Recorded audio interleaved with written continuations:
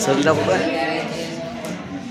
हा तर इकडे बरं आहे हे दाखवतो कोरफड आहे त्याला काय म्हणते त्याला इंग्लिशमध्ये ॲलोवेरा म्हणतात. हे चांगलं चेहऱ्यावरचे डाग काढण्यासाठी याचा चांगला उपयोग लक्षात. त्यानंतर तुळस आहे. तुळस हा आपल्या विविध बिमारीवर किंवा वेगवेगळ्या रोगावर याचा चांगला उपयोग होतो लक्षात.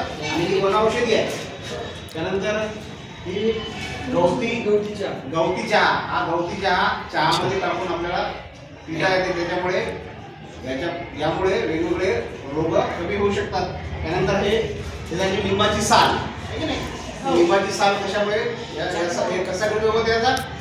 जर आपल्याला जर ऍसिडिटी वाढली असेल आहे की नाही, आंबट पाणी तोंडात येत असेल तर हे चहामध्ये टाकून उकळून याला पिता येते. त्यामुळे ऍसिडिटी कमी होऊ शकते आहे की नाही.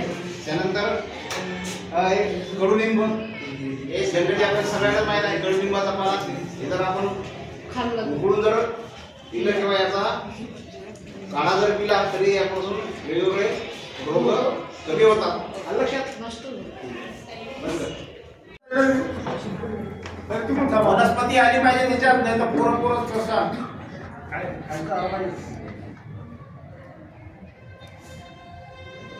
गावात दिसते पाहिजे थोडंफार जवळ. तुमच्या मागून प्रकाश जास्त तिकडे उभा आहे जरा. आपण आलो हां ठीक चांगलं. मोठा आवडतं नाव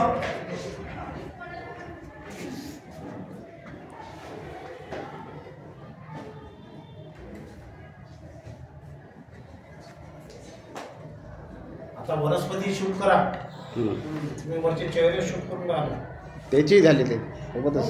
विद्यार्थी नाव सांगूया सर. मुलीचे नाव येऊन राहिले की नाही सर. ही गवतीच्या या गवतीच्या